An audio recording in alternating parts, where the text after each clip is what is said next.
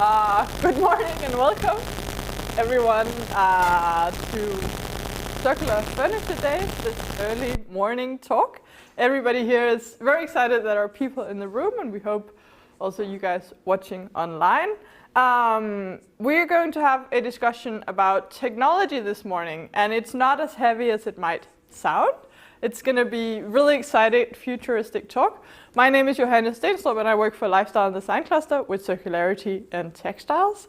And I'm joined by this great panel, and we will have lots of time to deep dive, and we will also have time for questions, if there are any. But we wanted to have this talk primarily because we see that technology can be a driver for enhancing the relationship with the stuff in your life. And we know from sustainability and circularity studies that the stronger relationship you have with your stuff, the longer you keep them, and the more sustainably they are. So enforcing this deeper connection with our material world will hopefully lead to a more sustainable world. That is a big if, but we will see if we can make this dream come alive. And I would like the panel to introduce themselves. Amazing people this morning. So let's start with you, Rikke. Thank you for being here. Yeah, thank you for letting us participate in this panel debate. It's very exciting to be able to present ourselves and also talk about what we are doing in our little company. My name is Rikke Tofdal, and I'm a PR and Communications Manager at Bent Hansen. Bent Hansen Furniture is a family-owned company that dates back to 1948. Should I talk into this? Yeah. We started as a small upholstery workshop almost 75 years ago.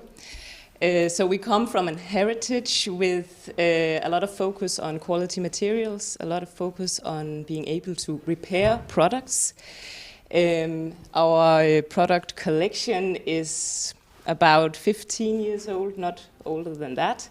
So we have a long history with furniture and a short history with furniture design. Yes. As a new thing, we are looking into how can we use technologies to bring the furniture closer to the consumer. How can we get the furniture to mean more to the consumer so they keep them longer? Yes. So that's where we are today. Yes. And we're going to talk about your work with traceability. Sure. You have a little sample later, but let's, you? Yeah, I'm Rete Pedersen, and I'm the co-founder of Microlate.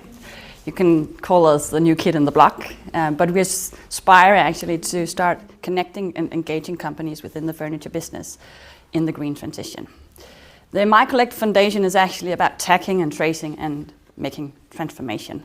When talking about tagging, it's about tagging the physical products and giving them a digital ID and capturing data throughout the life cycles.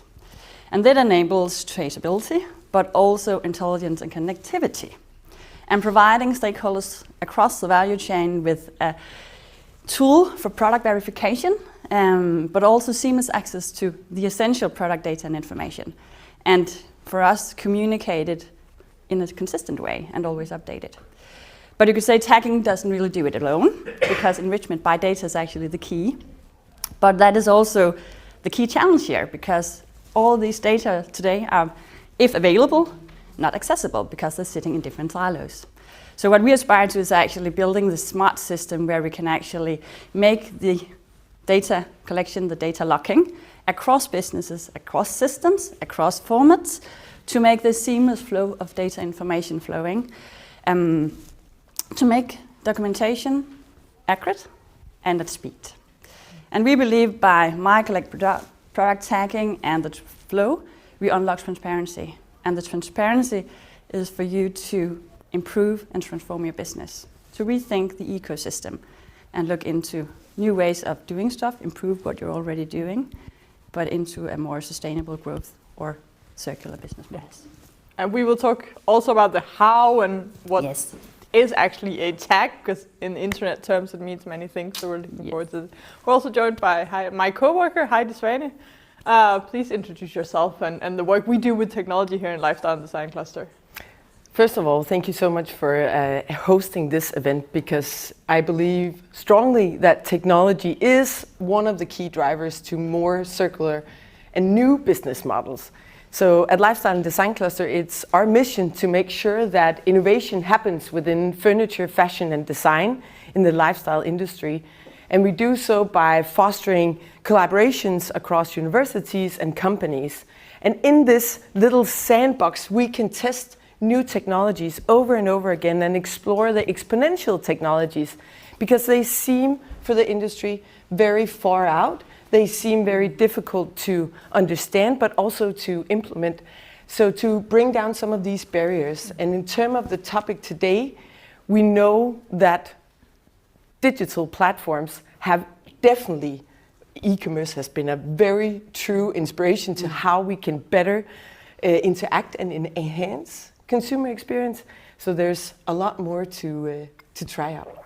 Yes, and we're going to talk about what these two brands have tried out. But I think you touched upon something important, Heidi, is that e-commerce has really enhanced the experience, but not the connection. Maybe we've lost something now that we can buy everything one click online. So how do we get that back with technology again? And Rikard Bent Hansen, you're doing something everybody is talking about. It's really a buzzword: blockchain, traceability. Please break it down for us, what you're doing. Okay. What we're doing is basically looking into how can we tell a story with the materials we upholster our furniture in. We are an upholsterer. As a brand, we do a lot of upholstery, and we upholster mainly in leather. So it was an obvious place to start is to find a collaboration with some leather suppliers who can supply leather with traceability connected to it. So we teamed up with Nordic Spor, which is a part of the last tannery in Denmark. We only have one tannery left, Scanhide, and they have found an interesting merge between the food industry and the furniture industry, because of security, or what can you say? Health. Yeah, exactly. The food industry are used to documenting everything. Where does it come from? The origin, the dates, and all that data was sitting in, for instance, Danish crown. So how can we use that data in our products? What Nordic Spor did, they connected that data to us, so they could make us choose some data points that we can communicate. So the leather we use on our furniture, the Spor leather, it is 100% traceable. It's from Danish cattle. It is organic, and it scores 2 hearts on the Danish governmental label scheme called Better Animal Welfare. So we have some data points we can communicate to our customers. And it's very early on. Yeah. It's very early on. We just launched it.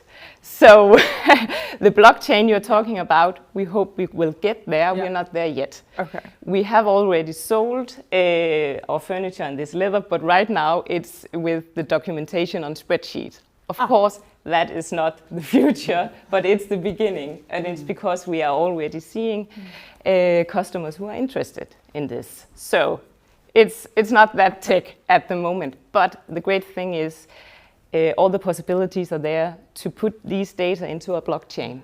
So it will be automated instead of very low-key spreadsheet. Well, Excel was very high-tech in '92. So, yeah, it still works. It still works, but it's not the future. But we'll get there. We'll get there. I'd like to know, was this driven by sort of your internal desire to do more, or did you have customer demand and curiosity driving this? This was a customer request, actually. Yeah? It was a customer request. We have for some time been receiving customer requests about, can you supply leather from this specific origin? And at the moment it's very hard because the raw materials are gathered into one place. It comes from several countries. So for the tanneries to pin out which leather hide comes from, let's say Germany, let's say Sweden, let's say Denmark, it was not possible. But Spor, together with Scanhide, made that possible for us to have Danish hide and also to ensure that they are organic. Yeah. Yeah. Nice. So it was a customer request. Great, and we really like to hear that because we also often think, well, the customer is missing and who's driving the change. So that's really interesting to hear. So Merete, please tell us more about what you're doing. You're not producing furniture yourself, but the technology. No, exactly. I would say we aspire actually to support the furniture industry to make like a solution that we can make more companies start earlier on that they would do if they were to do it themselves. Yeah. So if everybody was to build everything up themselves, it will take forever. Decade. Yes, exactly. So we're more interested in how could we make people or companies do things smarter. And the aspiration in terms of what we're doing actually coming from the fact that I was out buying a recycled basket, and before I even got home with it, it was broken. So it's just like me as a private consumer saying, there's something about that I don't know about this complexity in terms of I'm actually trying to do a good thing, but it breaks. And that actually started for me to investigating in terms of all this sustainability, circularity, and in a private sense, it was very complex. And then I started researching and found out actually in the contract market, it is even more complex. So how can we help and support making this complex more simple and also consistent in a way of how we understand what is sustainability, what is circularity, and what is, So what you do is you put a tag on a furniture, and it's not. I guess it's not a hashtag, or it's not a hashtag. Currently we're working with RFD, so it was like a little chip you would put on a furniture that we can scan either with just with a mobile phone, and that will actually bring. I should actually have brought my phone with me, but in terms of that, it's actually enters you into the system of data.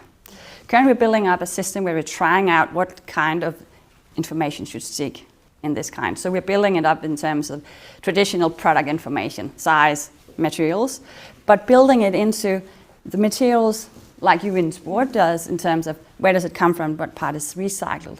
But we're also looking into the processes. So making it possible to show off which kind of partners do we partner up with and link into their product page for them to actually also have a say in terms of the product and trying to connect people and products together.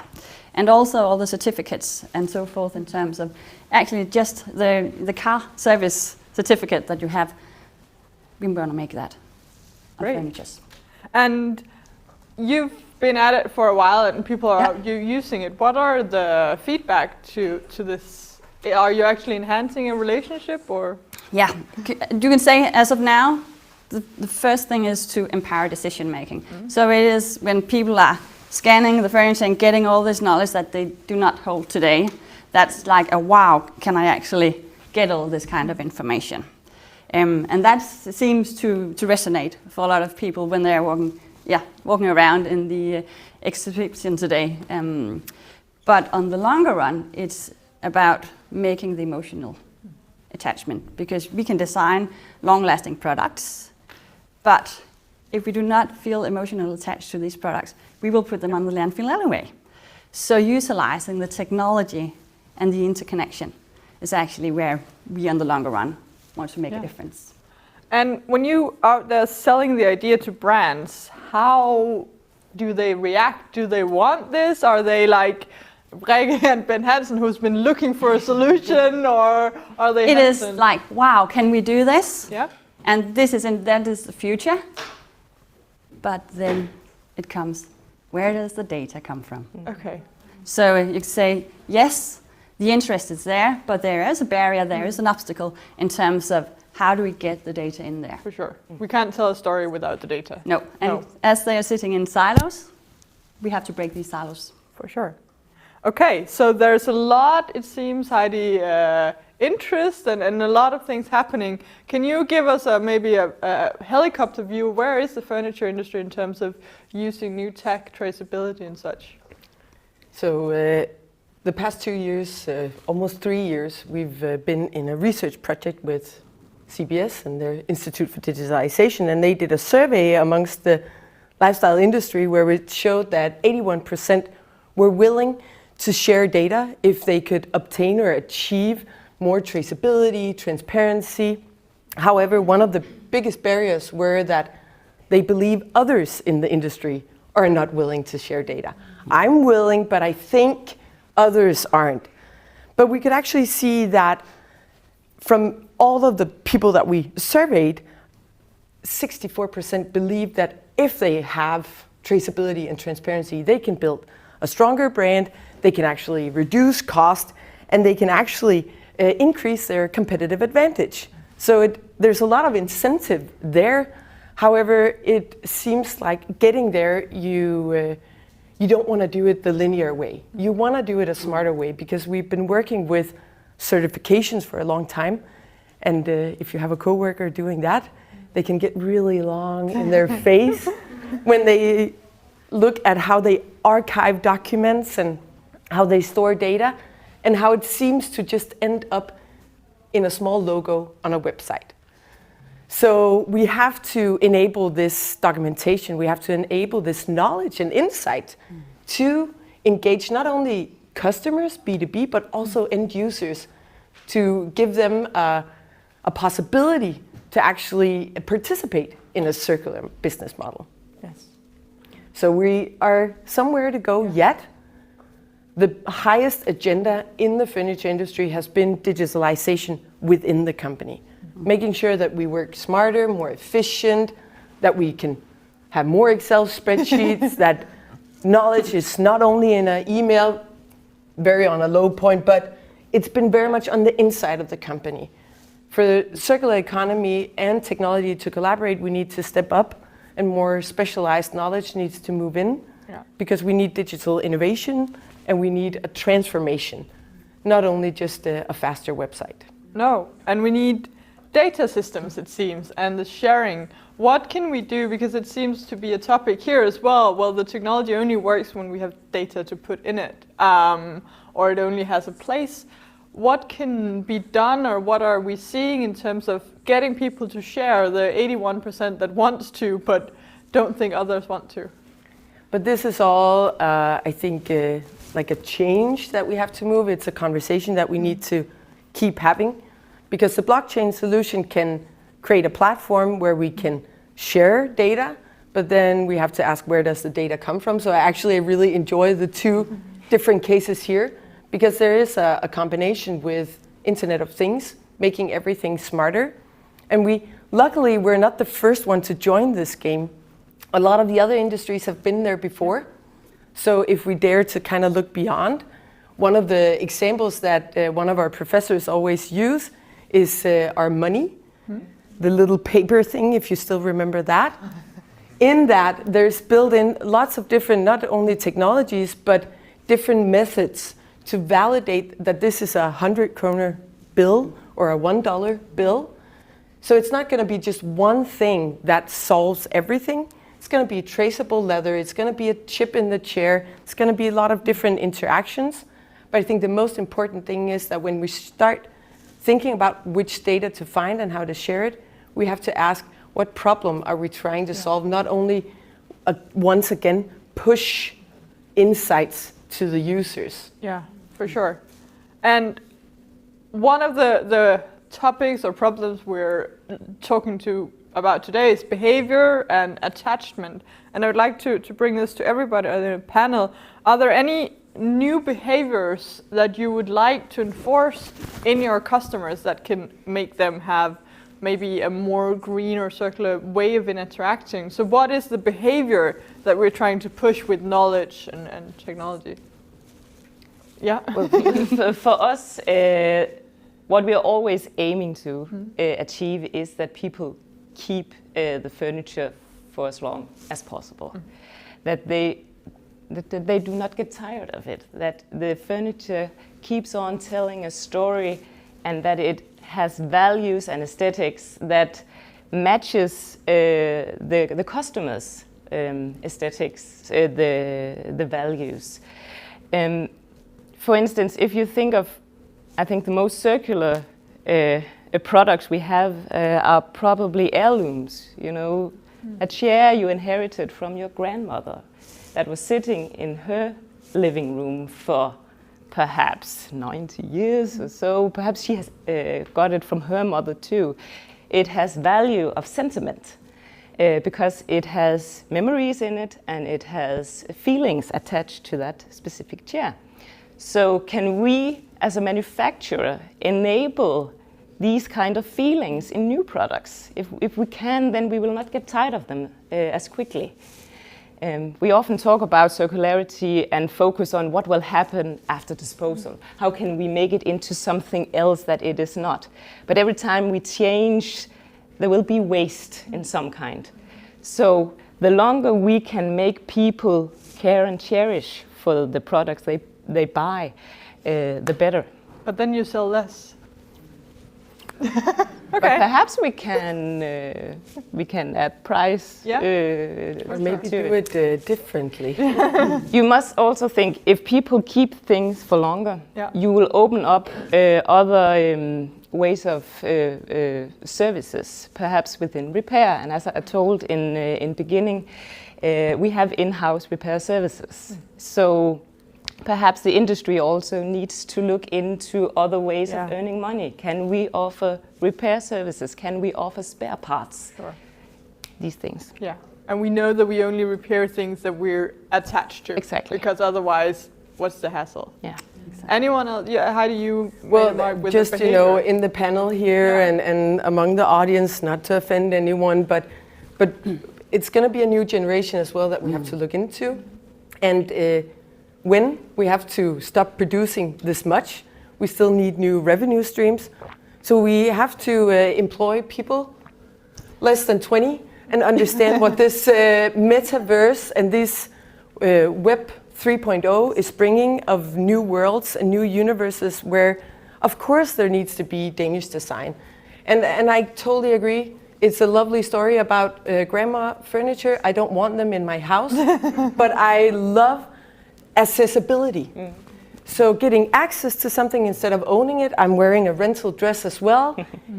Can we use these digital technologies to make it easier for a lot of people to get access to furniture, even if it's only produced digitally or if somewhat produced physically? Yeah. For sure. And in terms of, mentioned before, in terms of emotional durability, you actually have research stating that you can also design for that. But I actually think that design and technology in the future will go along in a completely different way, because some of these things that you're designing for, you can actually utilize the technology for. So you have the product narratives that you're telling about. You have the relationships that we can use. And this young people, they are always on the device. So of course it will be a digital way that we are making relationship with furnitures. And you have conversations, you have identities. So I think actually we will have to rethink the value chain in a completely different way than we do today, because it's not just about consuming less, it's about, let's just say, selling stuff that we don't sell today. For sure. And we might not have imagined today that we will sell in the future, But we related to the products. Other industries have enhanced this customer experience, right? Where we couldn't imagine. Can you give us an example? Nobody would have thought that you would stand there and scream at your speaker in the living room trying to have it turn on music. No. Nobody would think that when you sit into the car and you're annoyed that your husband was driving the last time and he has longer legs and he listens to a different music, nobody would think that the car automatically changed when it registered that it was me sitting in the car. So others have already tampered with the design and technology, not to feel data exploited, not to feel that you're breaking a invisible, personal, private sphere, but to enhance a better customer experience, a better relationship with the products you use. For sure. And Before we open up, so please think about your questions, because we have time for those. But I want to build on what Rikke said, that this new thing actually came from customers asking questions. And we're all citizens, we're also customers. I think especially at 3 Days of Design, we are interested in design. What questions can everyday people ask the brands to help them see that there is a want for this transformation? Rikke, what would be the next question you would like from your customers? It would be not only where does it come from, but also what is, for instance, the level of animal welfare associated with this product. Also because it's something the customers are used to thinking about when they buy eggs, when they buy milk. You need to start, you have a starting point people are used to, then you will move on for sure. Faster. Yeah. So up until now, they have only been talking about where does it come from. But I really would like to talk about animal welfare as well, because it is something that corresponds very beautifully with some of our customers within hospitality. We have restaurants as customers, hotel chains as customers, and local produce and organic food on the menu. It's a holistic thing to visit a restaurant. So why not take these values and add them to the surroundings as well? And then, of course, the question is, how do we communicate that? Yeah. Because you cannot see, if you just look at a leather sofa, you cannot see that it is something else. It could just be what it used to be. Yeah. So we are very much in dialogue also with Spor. How do we communicate this? Because it needs to be instantly available. We cannot have spreadsheets to deliver every time people visit a restaurant. We cannot have big signs saying this is organic. We need to get accessible in some way. We need to find a way to get the furniture to speak. And maybe that brings us to Merete. Yeah, because actually what I would like everybody, in terms of whether it's B2C or B2B, business, private, help me navigate. Because there is way too much, and it's all over, information overload. So we need to help navigation. And what does that mean? It means what kind of information should be available, and how should we set it up in a easy, understandable way, so we by one glance can help even the busiest consumer or business professional navigate and say, this is what I need, this is what I don't need.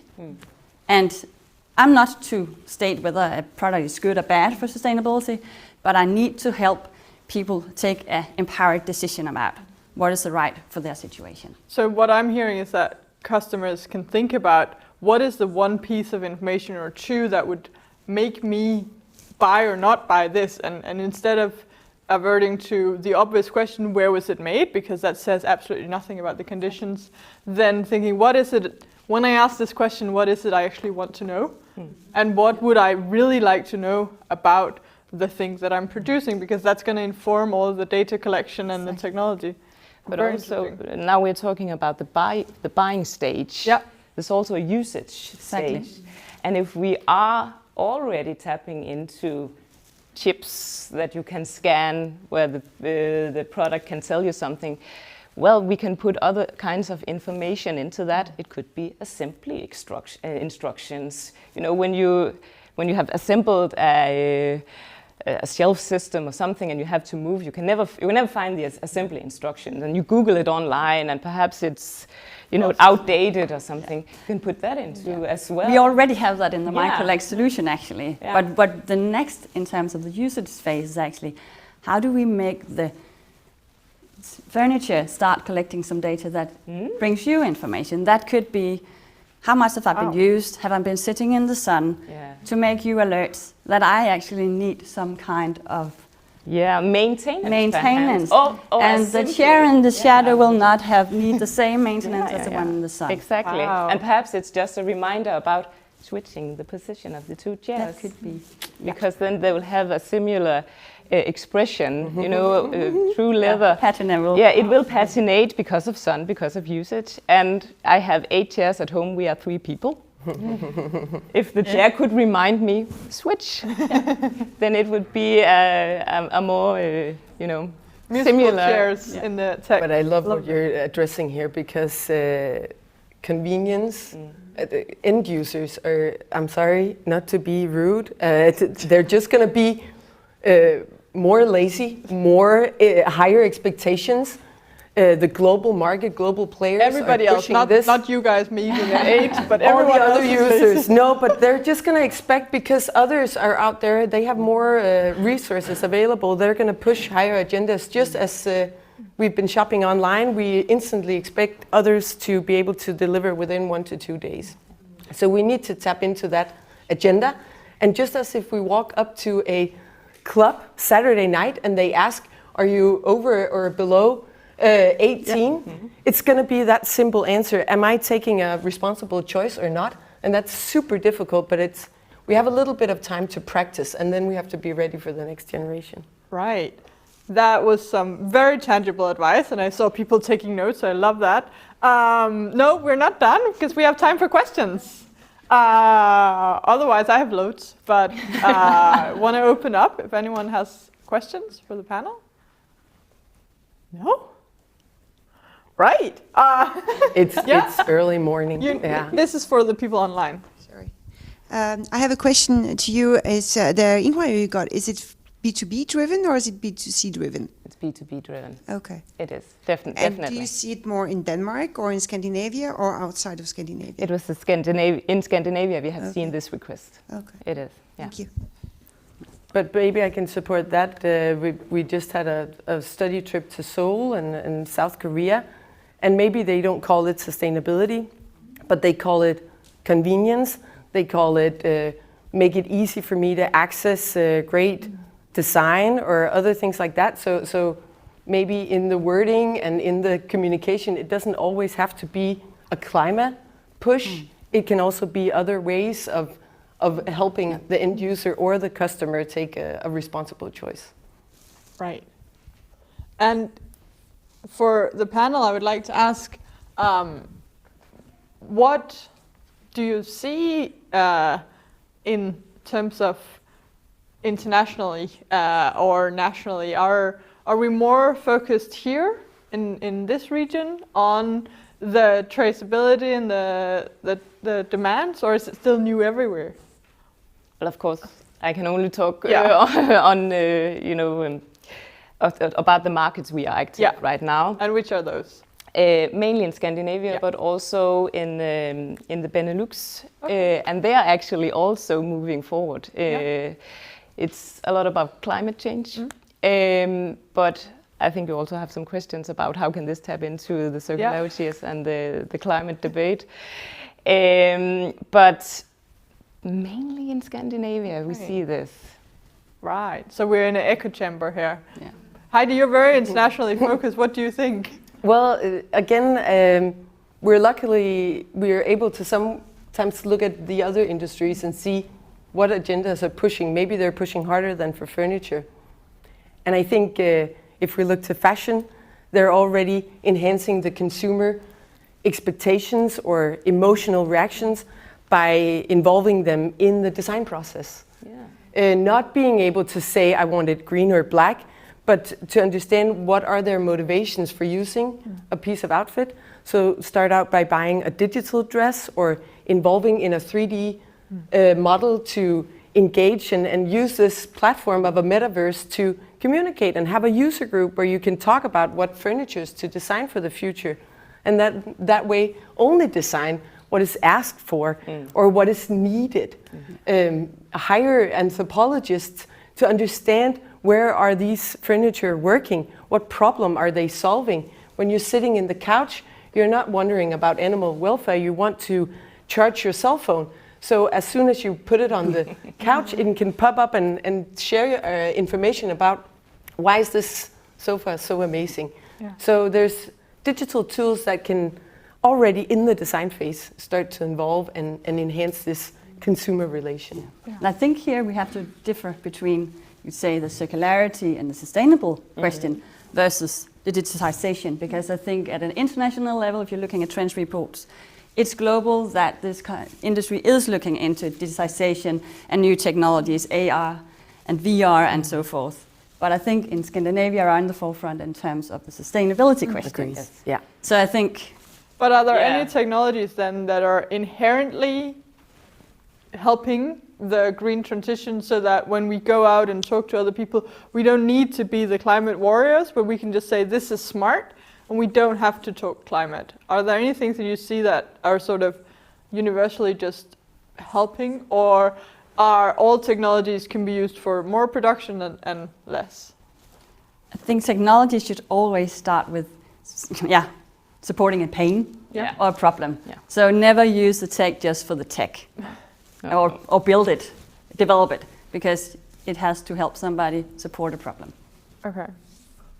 I think you touched upon something very important. You said hire an anthropologist, because education in this, it's very important. And the furniture industry right now is dominated by people who have not had tech and circularities in school. They're not learned about it. It's very, very new. So it's also a question about us in the furniture industry to say, okay, we lack knowledge. We need to seek knowledge to become wiser. We need to take our key managers and put them on some sort of education to make them smarter. Because otherwise you will not get into this process. It's so complex to understand if you are starting by, okay, looking into what are the competition doing, and then Googling the rest. You need to get into this on a deeper level to understand how you can use it. It's very obvious that Rikke has just been on an education. Love your speaking. And this actually brought on some questions. So we have 2 questions now. Here first, and then this one. Yeah. I have got a question about the difficulty between using or buying sustainable products, and especially furniture, and keeping it for generations, which is a really nice thing in my head, and using technology inside of this furniture, which has also not really, some parts of it, it's not that sustainable, right? So we've got all the servers, we've got all the energy that's working with it. So where do you see, how can we close this gap between, or are there any ideas from your side? Right. Did you get the question? Yeah. Yeah. Yeah. Who would like to answer? If we have data and we are using energy for that part. If we are thinking about smart products, it is also about looking into and developing solutions for capturing energy while we use it. So actually, by the example of usage, while we're collecting information about the product being used, we might produce heat ourselves that then can be captured into energy that could load the battery, so we can actually have it last longer.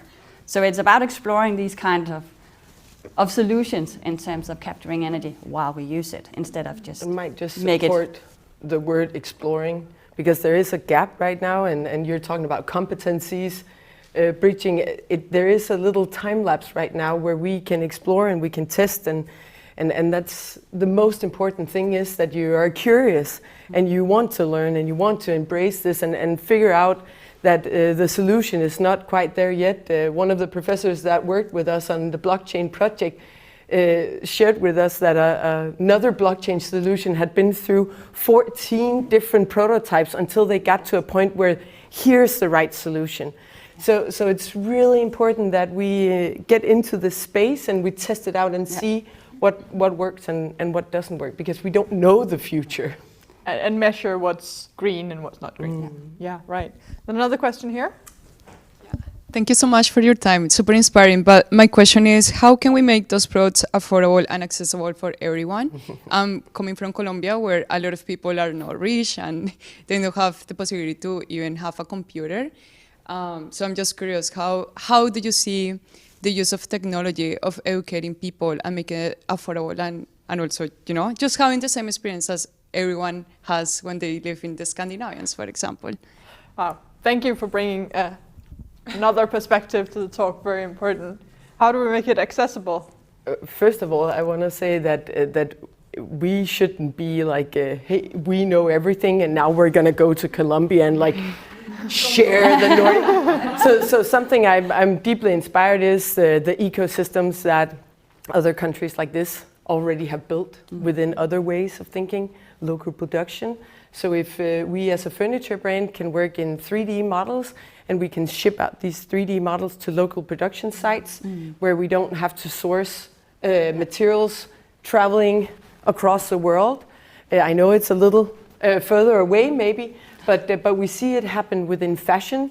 So why can't it happen within furniture as well? But it demands that we have to think about the design process, working digitally, and maybe using a algorithm to make sure that you can design it in materials that are available locally. Exactly. Right. Anything else? Well, we're already using these technologies in the design process as it is right now. I remember 5 years ago, we were head over heels because of 3D printing. Yes. It was so cool because we could model things and did not have to wait for months for prototypes to arrive from another country. We could model it in our workshop in Aalborg. And actually model in a quality we were able to also upholster. Of course, you will not have the same comfort as if we made it in wood or steel, but you will have basically a very good idea of this product we were working on, and we were able to present it to customers, see to test, is this really something you're interested in? This was huge for us 5 years ago, but now it's augmented reality goggles on instead, and seeing the prototypes instead, that we do not need to make the model in 3D. At some point we need to do it, but at the very, very early stage, it's so great to be able to draw on the computer, see it with goggles on in an environment, and take it from there. So we are using it in the design process. Sure. But I think, we have a lot of good response here, but I love the fact that there's still questions. Yeah. So we still, I must say, also from Lifestyle Design Cluster, we still need research. Yeah. We still need to build up new knowledge, because the next generations coming out of school, they must learn from the mistakes that we did past. Yeah. So we can't fix the future with the tools that we have now. We kind of created the problems with that, so we need a new toolbox.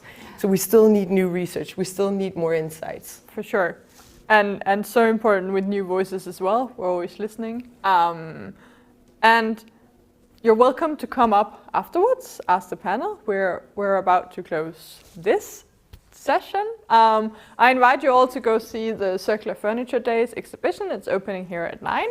And then also for everyone, we'd like to plug a little project that we, a big conference that we're doing in September. Heidi, can you explain how we're going to talk more about this and how people can participate? Amazing. Well, on the 22nd of September, we are all meeting back in Herning, because we're going to discuss digitalization and new technologies in the furniture industry and wood industry as well for a whole day. We're going to look at how to produce in the future, how to use all these new technologies and tap into it for a better future.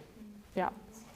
So everyone is invited. Everyone is invited. It's an open invitation. So in that case, thank you everyone. Thank you to the panel. Thank you.